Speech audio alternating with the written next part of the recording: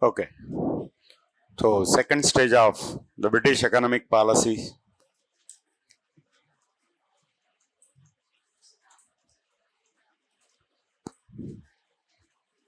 In the previous class, we have seen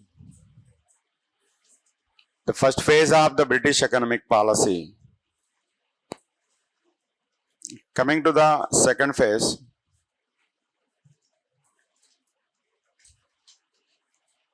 the second phase was classified into three stages. Second phase was classified into three stages, and these three stages were considered as the colonial stages in the history of India, the colonial stage. This classification was done by Marxist historians.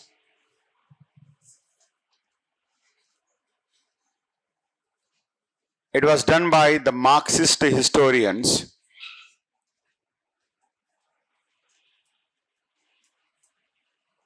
And the classification can be seen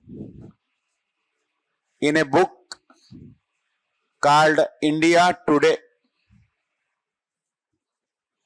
In a book called India Today, this classification can be found.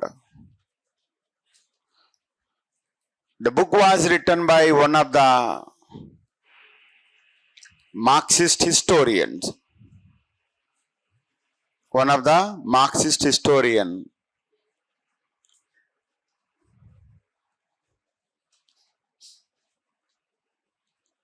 That the name of the Marxist historian. Yes.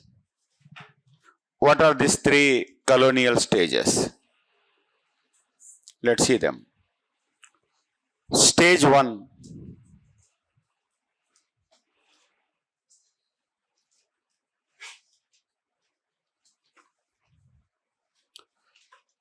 Commences in 1757, goes up to 1813.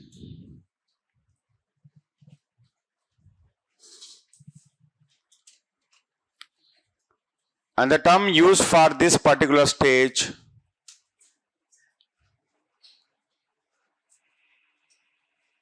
mercantile capitalism. This stage was called as the stage of mercantile capitalism. Stage of mercantile capitalism.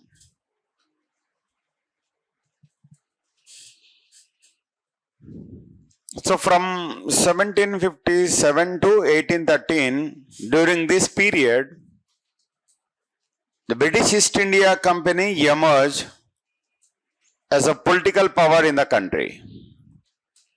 They have acquired political power in India by the end of the first stage, and added to that, Industrial Revolution also started showing its impact on the economy of Britain.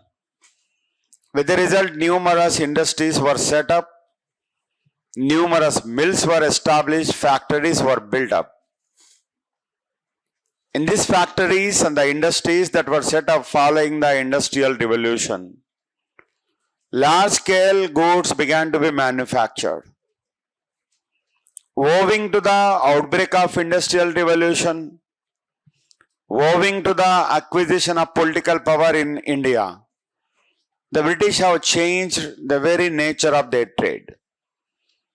In this period, if you look at the nature of this particular stage, this period has witnessed an unequal competition.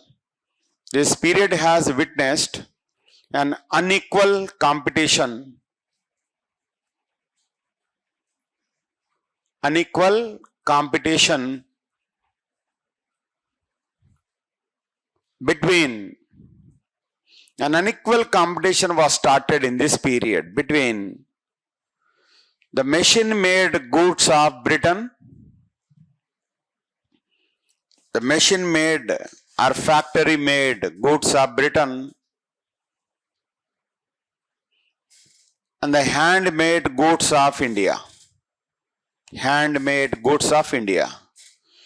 So between the machine-made textiles and the handloom textiles, there was an unequal competition which was started in this period.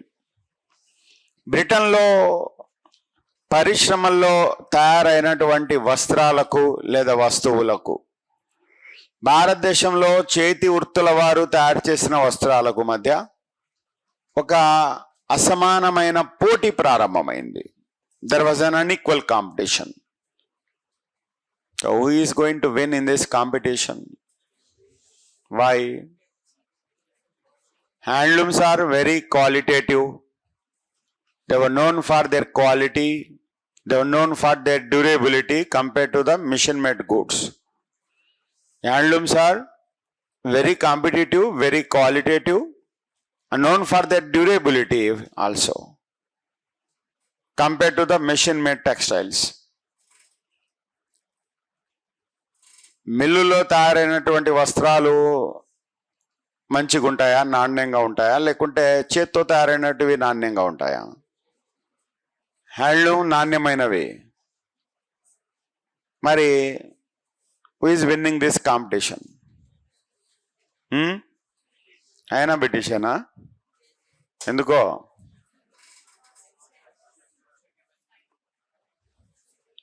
Because the machine-made textiles going to be very, very cheaper compared to the handloom textiles. They were very, very cheaper. And people prefer the prices rather than the quality. They prefer the prices. The prices of these textiles used to be very cheaper compared to the handloom textiles which have been manufactured by the Indian merchants, Indian handloom weavers. And that too, within a day you can produce enough quantity of textiles when compared to the handloom weavers. ఒక చీరను తయారు చేయాలి, for example ఒక చీరను తయారు చేయాలంటే ఆ రోజుల్లో మొత్తం ఆ వీవర్ ఫ్యామిలీ అంతా, కుటుంబం అంతా వాళ్ళు ఒక వారం అంతా కష్టపడితే తప్ప ఒక చీర తయారు కాదు. అలాంటిది మిల్లుల్లో రోజుకు 100 చీరలు కొట్టి పడేస్తారు. కాబట్టి ఆటోమేటిక్గా they use to be less expensive. They were very less expensive than the Indian textiles. Okay, that was the reason why. సరే కానివ్వండి, వాళ్ళ పని వాళ్ళు చేసుకుంటుంటారు. Yeah, mercantile capitalism, the first phase, and the nature of the first phase was the competition between Indian handloom weavers and the British, the machine-made mills. So in this competition, naturally, the Indian handlooms, they have affected. The British have political power in their hands. Added to that, this political power has enabled them to design the policies in such a manner so that it can favor the textile industries of the Britain. Coming to the second stage. Second stage, stage 2, 1813 and 1860. 1813 and 1860. That was a period of the second stage. This stage was called as industrial capitalism.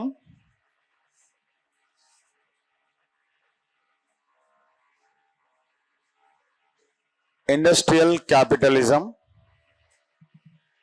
or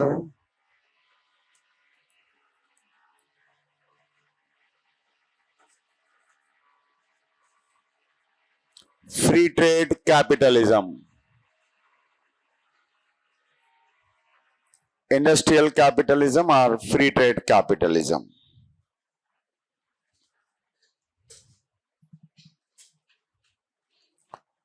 So certain changes occurred in this particular stage also. So during this second stage, 2 charter acts were passed by the British government. So we know the British government decided to pass the Charter Act periodically for every 20 years, right from 1773 Regulating Act onwards. For every 20 years there is to be a Charter Act passed by the British Parliament. In 1813, a Charter Act was passed by the British Parliament. And this Charter Act bringing some great news here. That was a great news for the Britishers, not for the Indians. A great change was occurred with this Charter Act. So the 1813 Charter Act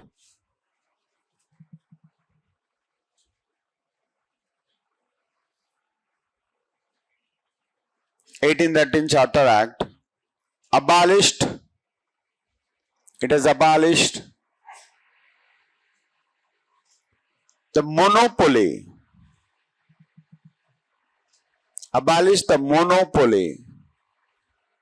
of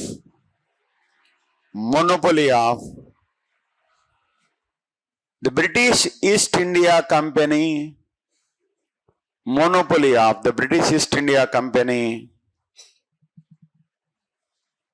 over Indian trade.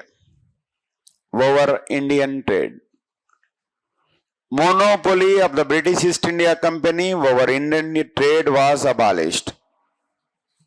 When this monopoly was acquired by the East India Company, we had conferred this monopoly rights over trade with India by the British East India Company.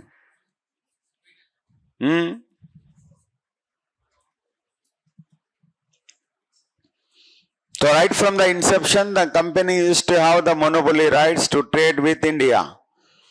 It was the only company, the exclusive rights conferred on which to trade with India. So that was in 1600, in which a charter was enacted by Queen Elizabeth. And this charter initially given the monopoly rights to this company for 15 years, but later in 1609, James I by another charter, James I, the next successor to the throne after Queen Elizabeth, he has extended the monopoly rights to an indefinite period. Since then, the monopoly rights went on being enjoyed by the East India Company until 1813. That means for over 200 years, over 2 centuries, the company has enjoyed the monopoly rights to trade with India. During this period, except a few exemptions, no other Britishers were allowed, no other British company was allowed to trade with India. But due to the rise of capitalist class in Britain, following the Industrial Revolution, a powerful capitalist class was evolved in Britain. And this powerful capitalist class, it has dreamed of trading with India. Because Indian trade was very profitable, very fortunate to the Britishers in those days. These fortunes were enjoyed by the East India Company until then. The fortunes that were enjoyed by the East India Company and the profits that were amassed by the East India Company caused a great jealousy on the part of the newly emerged capitalist class in Britain. This capitalist class, they also wanted to share these profits along with the company. They wanted to have their due share in this Indian trading profits. So they started exerting pressure on the British Parliament. The British Parliament empowered to break the monopoly or to seize the monopoly, because the monopoly was conferred by the Parliament only by the Charter Act that was enacted in 1609. Now, due to the pressure that was raised by a mounting pressure was exerted by this the newly emerged capitalist class in Britain on the part of the Parliament. And Parliament forced to concede that, forced to agree with that. With the result, in 1813, Parliament has enacted this Charter Act by which the monopoly rights, age-old monopoly rights of the company was abolished. Companies' monopoly rights were abolished. Then what happened with that? What happened with that? Company no longer will have the monopoly right to trade with India. ఇంతవరకు భారతదేశంతో వ్యాపారం చేయాలంటే కేవలం British east India కంపెనీకి మాత్రమే అధికారం ఉంది. ఎప్పుడైతే ఈ 1813 చార్టర్ ద్వారా బ్రిటిష్ పార్లమెంటు ఆ గుత్తాధిపత్యాన్ని, మోనోపోలీని రద్దు చేయడం జరిగిందో, the doors, the gates to trade with India were wide open for every Britisher. The person of British origin, every person of British origin can have an equal right on par with the British East India Company to trade with India. Then with the result, there was a what you call flood of foreign textiles into India. A flood of foreign textiles was started from Britain to India because everyone will have the right to trade with India. This was the reason why there was intensification of the trade between the Britain and India, and this trade was unfortunately one-way trade. The foreign goods are getting dumped into India on large scale, on the massive scale, whereas the Indian goods were disallowed or discouraged by the British government in the country by its political power. Foreign goods were freely allowed to enter into India, but Indian goods were disallowed or discouraged by them to get exported to their mother country, Britain. So 1813, this year going to be very important for us. And the question that can be expected on that, in which one of the following years the monopoly of British East India Company was abolished on the trade with India? The monopoly of the British East India Company, trade monopoly of British East India Company was abolished in which one of the following years? That can be the question. 1813 is the year. But though the monopoly was abolished, the monopoly in two areas was still allowed for the company. The general trade was abolished. The monopoly over general trade was abolished, but two what you call the privileges of the company could be retained by the East India Company here. What are these two privileges? The first one, trade with China. Trade with China and the tea trade. Tea trade. Trade in tea. Trade with China, trade in tea, or the tea trade. These two areas were still unaffected by the 1813 Charter Act. 1813 Charter Act did not touch these two privileges which were being enjoyed by the European company. Trade with China and tea trade. Still company could be able to manage its fortunes because of these two privileges which were left untouched by the British Parliament. Because these two areas going to be most profitable for the British East India Company than the other trade of the company. British east India కంపెనీకి వస్తున్నటువంటి లాభాలలో అత్యధికం దేని నుంచి వస్తున్నాయి అంటే చైనాతో చేస్తున్నటువంటి వ్యాపారం. ఏంటా వ్యాపారం అంటే, సో చైనాతో వీళ్ళు వ్యాపారం చేస్తున్నారు, ప్లస్ భారతదేశంలో చేసేటటువంటి తేయాకు వ్యాపారం. ఈ రెండింటి పైన వీళ్లకు మాత్రమే అధికారం ఉంది, మిగిలిన వాళ్లకు ఇందులో జోక్యం లేదు. Though the act was passed here in 1813, these privileges were continued to be allowed for the company.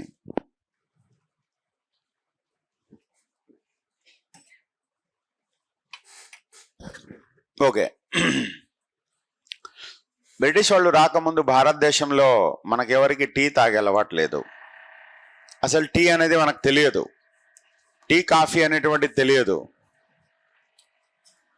Previous క్లాస్లో ఎంఎన్సీస్ గురించి చెప్పాను నేను. మ్యాగీ ఎలా అలవాటు చేశారు మనకనేది. అలా ఈ బ్రిటిష్ కంపెనీలు మనకు టీ అలవాటు చేశారు. దాంతో ఇప్పుడు టీ తాగకపోతే చచ్చిపోతాం, అంత అలవాటు పడ్డాం అన్నమాట మనం టీకి. అంతగా వీళ్ళు ఇన్కల్కేట్ చేసేసారు మనకు. It was their habit actually. For their benefit they have introduced this habit, they have inculcated this habit among the Indians for their benefit. అలా టీ అనేటువంటిది ఒక పెద్ద వ్యాపారం అన్నమాట ఇది ఇప్పుడు. ఓకే, సో చైనాతో వ్యాపారం ఏంటి? చైనాతో వ్యాపారం ఏంటంటే, భారతదేశంలో బ్రిటిష్ వాళ్ళు కొన్ని ప్రాంతాల్లో నల్లమందును పండించేవాళ్ళు. నల్లమందు, ఓపియం అంటాం మనం, opium. They used to cultivate opium in some of the parts of India, and this opium used to be exported to China. దాన్ని చైనాకు ఎగుమతి చేసేవాళ్ళు ఈ యొక్క నల్లమందును. అయితే నల్లమందు తింటే ఏమవుతుంది? మైకం వస్తుందన్నమాట, మత్తు వచ్చేస్తుంది. మత్తు వచ్చి ఆరోగ్యం ప్లస్ ఆర్థిక వ్యవస్థ రెండు కూడా నిర్వీర్యం అయిపోతాయి. So because of this export of opium to China, China was affected economically as well as the what you call the humanly also. The people of China, they have become what you call the victims of this opium which used to be exported from India to China. China నుంచి ఏం చేస్తున్నారంటే వీళ్ళు, China నుంచి తేయాకు తీసుకొని అది అమెరికాలో అమ్మేవాళ్ళు. అమెరికాలో ఎవరు కూడా తేయాకు పండించడానికి వీల్లేదు. America was such a country where you can see rarest rare fine quality of tea can be produced. Tea can be cultivated there. But despite that, since America was the colony of Britain, the cultivation of tea, growing of tea was banned by the British there. Whatever the tea, like Indians, the tea was even introduced to the Americans also. Whatever the tea that was required to the Americans used to be supplied by the East India Company alone. The whole of the tea required for the whole of Americans used to be supplied by, imported by the East India Company from China. So opium from India exported to China, tea from China exported to US. This is a kind of link trade which is to be carried by the Britain, and through which it used to make enormous profits. Huge profits used to be made by the company out of this trade. So this privilege was allowed to the company even after 1813. But still, after 1813 Charter Act, more and more pressure went on released by these capitalist communities over the British Parliament.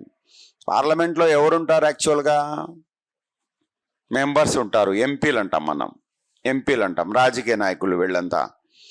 కానీ ఈ రాజకీయ నాయకులను ఎవరు ఆడిస్తుంటారు? The business people, the corporate sector. Corporate sector. మన ముఖేష్ అంబానీ అనుకుంటే రేపు పొద్దున ప్రధానమంత్రి మారిపోతాడు. మహారాష్ట్రలో చూడలా, ఒక రోజులో టక్మని అలా మహేష్ బాబు చిటికేసినట్లుగా ఒక రోజులో టక్మని మనకు సీఎం మారిపోయాడు అనమాట. అట్లా the corporate sector, they dominate the things here. We consider that these politicians are ruling us, but wrong. We are being ruled by the corporate sector. Whatever the corporate sector decides, that will be the decision, that will be the law, that will be the act. So here when this capitalist class wanted to have the complete termination of the monopoly of the company, again the parliament made to surrender to that, concede to that. So with the result, in 1833 one more Charter Act was enacted. By the 1833 charter, by this Charter Act which was enacted in 1833,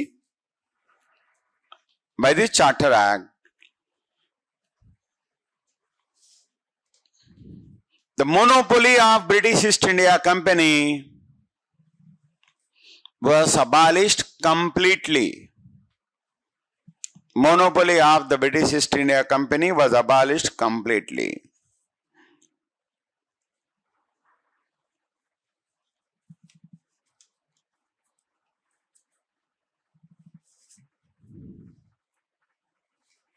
So Indian handicrafts were exposed to the foreign made, the machine made textiles. Indian handicrafts could not face the competition with the machine made textiles. And the result is extinction of Indian handicrafts. In the second stage, there was a flood of foreign textiles and foreign goods into India.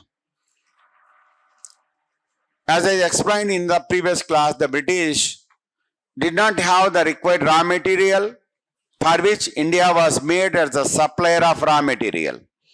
And the British did not have the required market to consume the goods that were produced by them, for which India was converted into a market to consume the goods that were produced by the British. అంటే భారతదేశాన్ని వీళ్ళు ఏం చేస్తున్నారంటే British వారి ఫ్యాక్టరీలకు ముడి సరుకులను సరఫరా చేసే దేశంగా బ్రిటిష్ వారి ఫ్యాక్టరీలలో తయారైన వస్తువులను వినియోగించుకునే మార్కెట్గా తయారు చేశారు.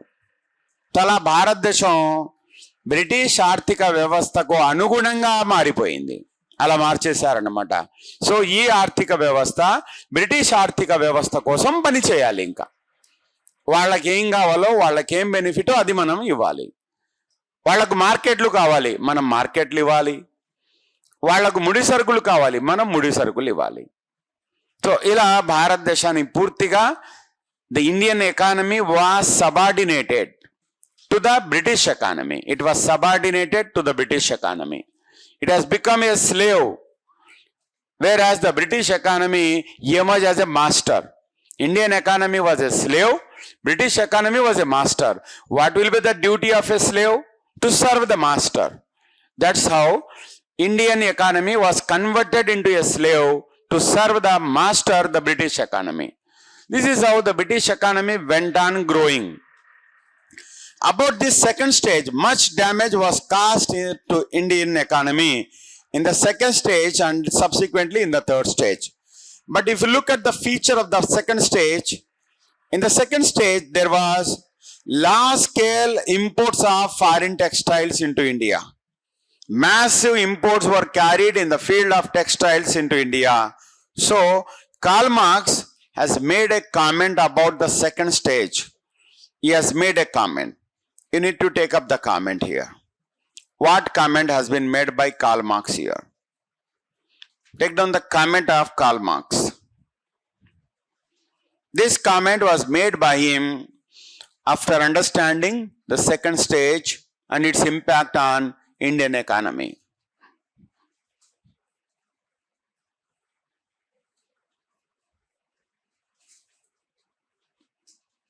The comment made by Karl Marx.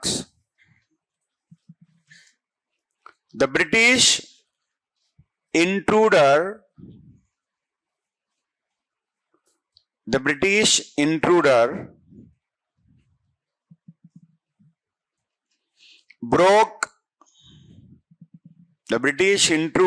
broke Indian handlooms. The British intruder broke Indian handlooms and destroyed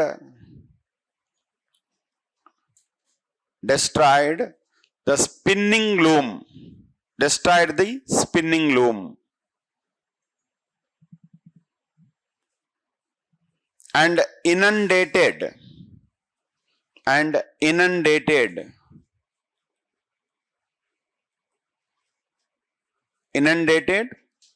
the very mother country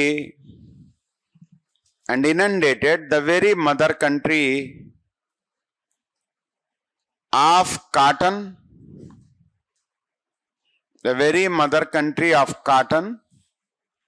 with cottons.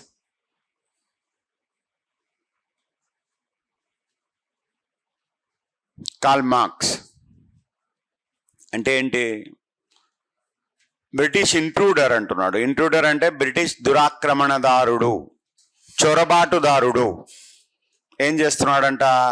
భారతదేశంలోని చేతి వృత్తులను ధ్వంసం చేస్తున్నాడంట, భారతదేశంలోని చరకాలను నాశనం చేస్తున్నాడంట. అంతేకాదు, నూలు వస్త్రాలకు, కాటన్ అంటే నూలు వస్త్రాలు, నూలు వస్త్రాలకు పుట్టినిల్లైనటువంటి భారతదేశాన్ని అదే నూలు వస్త్రాలతో సమాధి చేస్తున్నాడు, అదే నూలు వస్త్రాలతో ముంచెత్తాడు. India was the mother of cotton. India was the mother of cotton, and cotton said to have emanated from India. Sindhan, the term used for cotton, Sindhan, you have to recollect here. Sindhan was a term used for the cotton in the ancient period. Sindhan means the cotton which was produced by the Sindh people. Sindh people were the earliest producers of the cotton in the world. That's the reason why the region of Sindh was considered as the birthplace of cotton. So the cotton also is to be named after that as Sindhan. But here, the very mother country of cotton is being buried in cotton by the British intruder, the trespasser. ఇది second stage లో జరుగుతోంది అంటున్నాడు Karl Marx. తర్వాత stage 2, stage 3, next stage 3, 1860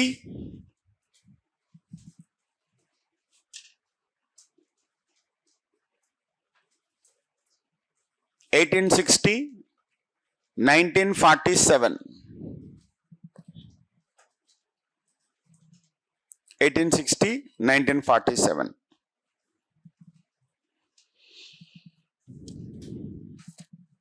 Okay. In the second stage, as I told you, there was a flood of foreign goods into India.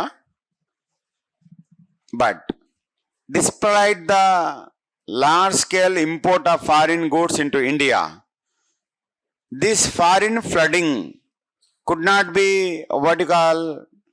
able to destroy. It was not able to destroy the Indian economy fully. Indian economy was still surviving because these goods could be reached to the places where we have transportation facilities. These goods which are coming from the Britain on large scale, they were able to reach to those places where we have the transportation facility. Roads and transportation. Roads and transportations in those days hardly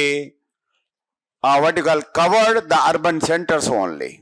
Rural areas were lacked with the transportation facility or the roads and railways and all. There was no transportation, there was no way to reach to the rural areas. So these foreign goods coming into India on the massive scale could not ruin the rural economy. In rural areas, still the rural artisans, rural traders, rural merchants, rural the different craftsmen, they used to exist, they used to survive on their professions particularly. It could not be ruined by the British the flood here due to the lack of transportation. But in the third stage, this defect was also overcome by the British. They have overcame this particular defect also in the third stage. So what was the nature of the third stage? In third stage, India had witnessed the flood of foreign capital. India had witnessed the flood of foreign capital.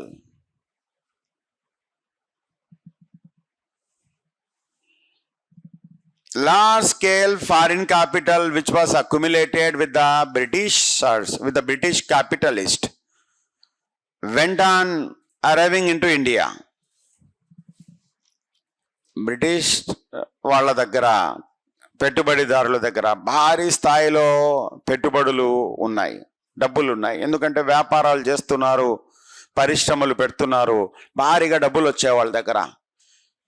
ఎన్నో వందల వేల పరిశ్రమలు పెట్టేశారు బ్రిటన్లో. దాంతో బ్రిటన్లో పారిశ్రామికవేత్తల దగ్గర భారీ స్థాయిలో సంపద పోగుపడింది. దీన్ని ఇన్వెస్ట్ చేయాలి. ఇన్వెస్ట్ చేయాలంటే బ్రిటన్లో ఇంకా అయిపోయింది, సాచ్యురేషన్ అయిపోయింది బ్రిటన్. కాబట్టి దీన్ని భారతదేశానికి తీసుకొని రావడం ప్రారంభమైంది. So this period witnessed the inundation of foreign capital into India.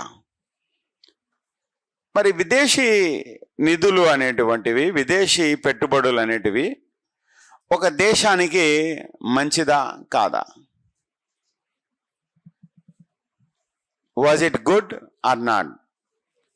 The foreign capital, advent of foreign capital in such a large scale was good omen or not to a country?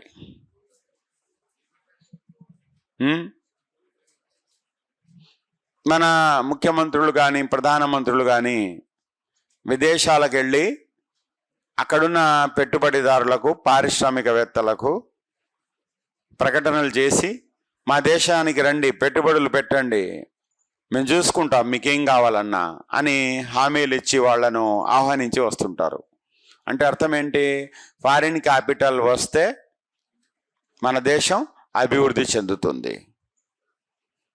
కానీ ఇక్కడ వస్తున్నటువంటి foreign capital వల్ల మనకు భయంకరమైన నష్టం జరుగుతోంది. ఎందువల్ల? Foreign capital వస్తే మంచిది కదా, మరి ఇక్కడ మాత్రం ఈ విదేశీ నిధులు మనకు ఎందుకు మంచిని చేయడం లేదు?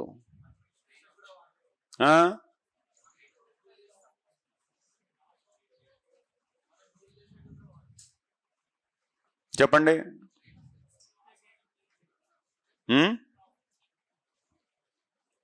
ఎందువల్ల? Why this foreign capital proved fatal for the very growth of India.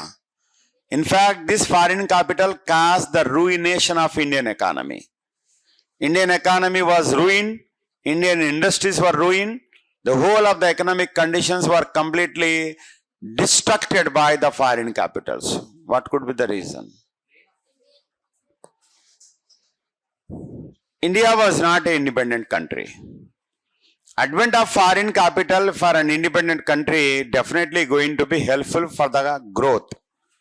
But so when the country happened to be independent, the country will decide to locate the foreign capital in which place or which field. Each one of the thing will be decided by the independent government of the country. But unfortunately in India, we were not independent power. The power was in the hands of the British. So British, what they have done? They have diverted this foreign capital into not productive sector. If you divert them, if you spend them in the productive sector, if you establish industries, if you establish factories, that will create some employment, that will result into the production activity, which in turn lead you towards development. But coming to here, the foreign capital coming into India was not used in the productive sector. It was used in the non-productive sector. In the non-productive sector. What are the sectors where this foreign capital was diverted by the British here? Non-productive sector or unproductive sectors. What are the unproductive sectors? It was spent in the unproductive sector. What are the areas where this foreign capital was diverted? Take for example, defense. Foreign capital was invested in defense. రక్షణ రంగం అంటాం మనం. రక్షణ రంగం. రక్షణ రంగంలో పెడుతున్నటువంటి ఖర్చు వల్ల, పెట్టుబడుల వల్ల ఏం లాభం ఉంటుంది? రక్షణ రంగంలో పెట్టుబడులు పెడితే ఏం లాభం ఉంటుంది? ఆయుధాలు తయారు చేస్తున్నారు, మందుగుండ్లు తయారు చేస్తున్నారు. దీనివల్ల ఏంటి లాభం? ఎవరికి లాభం? బ్రిటిష్ వాళ్ళకే లాభం. ఆయుధాలు తయారు చేస్తున్నారు, సైనికులను నిర్మించుకుంటున్నారు, సైన్యాలు స్థాపిస్తున్నారు, దీనికోసం ఖర్చు పెడుతున్నారు ఈ డబ్బులు. సో దాంతో ఆ సైన్యం ఎవరికి ఉపయోగపడుతుంది? బ్రిటిష్ వాళ్ళకే. కానీ ఈ ఇన్వెస్ట్మెంట్ మీద లాభాలు ఇవ్వాల్సింది ఎవరు? భారతీయులు ఇవ్వాలి. అంటే మనల్ని బ్రిటిష్ వాళ్ళు నియంత్రిస్తున్నందుకు మనం డబ్బులు చెల్లించాలన్నమాట. మనల్ని వాళ్ళు పాలిస్తున్నందుకు మనం డబ్బులు చెల్లించాలి. సో అలా defence just one of the various unproductive sectors. Defence, arms and ammunitions, defense, military, etc. These are the area. Apart from that, the other area, plantation industry.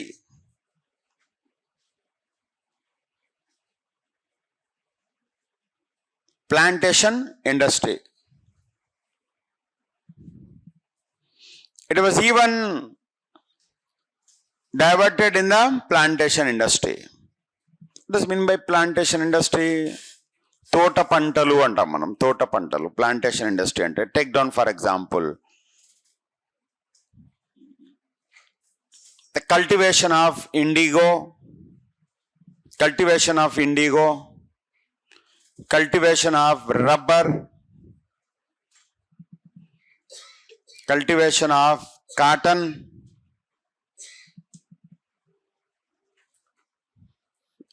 cultivation of opium. These were some of the industries, plantation industries, where the capital was used. None of this industry is helpful for the Indians or Indian growth. Indigo was needed for the British industries. Opium was needed for them to be exported to China. Cotton was also for the need of the British mills. This is how, whatever they need for that purpose, this foreign capital has been used by the British. Then apart from that, one more area where the foreign capital was spent, railways. Railways.